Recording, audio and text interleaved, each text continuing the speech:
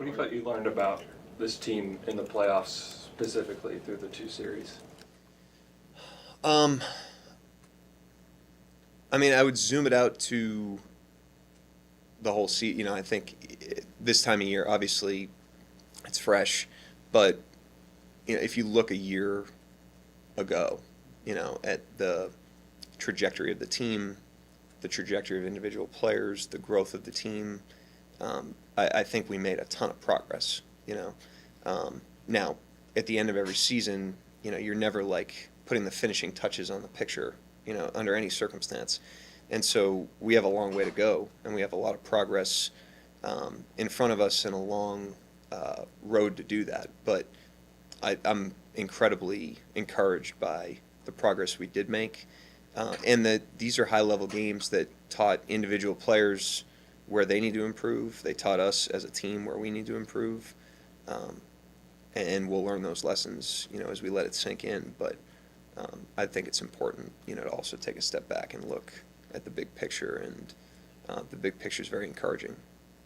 It's easy for a lot of young guys to get a one-track mind and only focus on how to get their career started. And so a guy like Shea to focus on trying to get awards and everything. Dub and Chet trying to establish themselves in the NBA, but did a really good job of managing all of those personalities and all of it, and making sure they stayed on track. And I know you talked about how that's mostly all them, but what role did you feel like you played in helping them stay within the team? I mean, I think what made this team uncommon, you know, I use the word uncommon a lot. I think what made this team uncommon is, you know, NBA players could potentially look at themselves as independent contractors because of just the nature of the business. It can bite into a person's ability to connect to a team and commit to a team. And this is a group of guys that even at a young point in their careers, with a lot of ambition, they were willing to put the team first. They were willing to make individual sacrifices for the good of the team and bet on the team. And these guys did that this year, and I think, and last year, you know, and the year before. But I think these last 2 years specifically have shown the power of that. When you're willing to prioritize the team, you're willing to prioritize team success, and maybe put a little bit of your individual self aside to do that.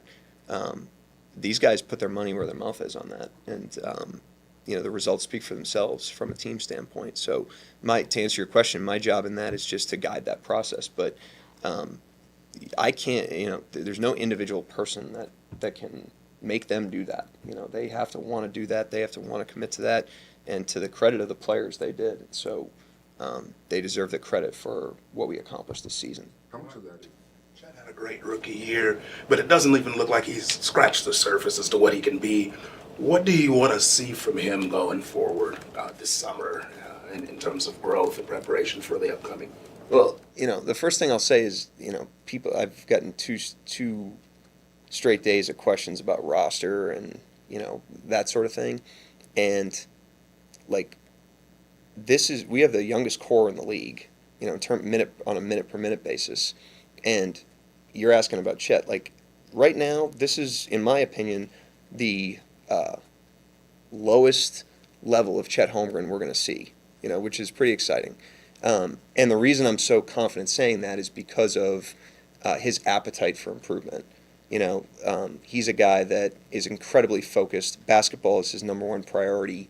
He sleeps in his sneakers. He will have a great summer physically and skill-wise.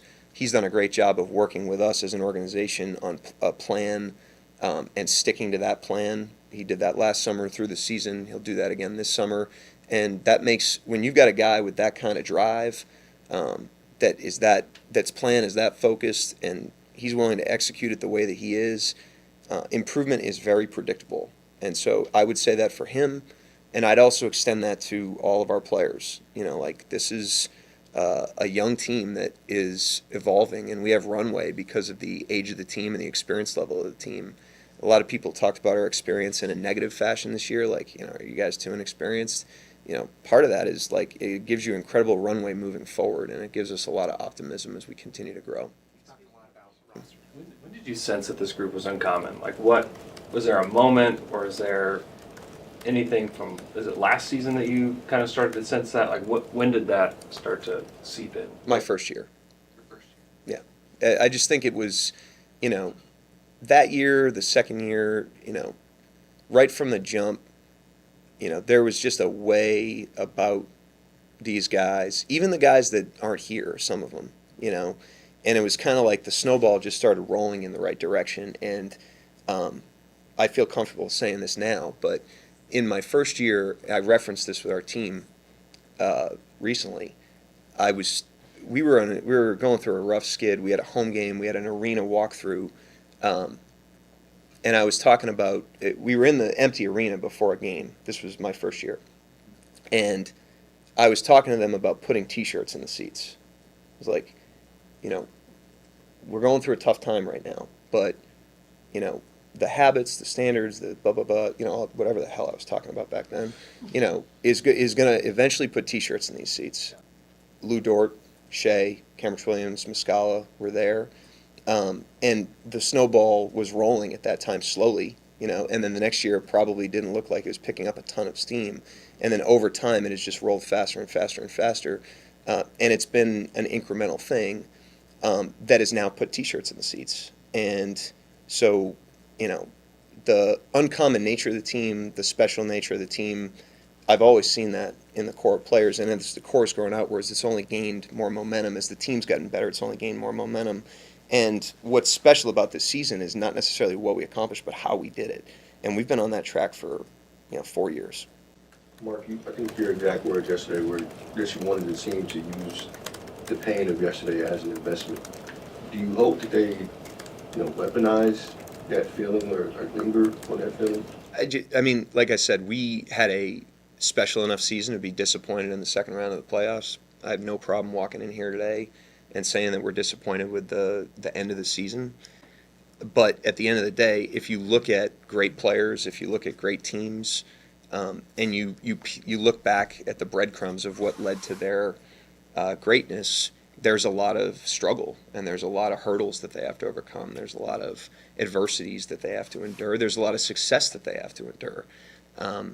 And you've got to, use every single experience for forward momentum. So our team should use being the number one seed in the a tough Western Conference and winning however many games we won as motivation, to understand what we're capable of.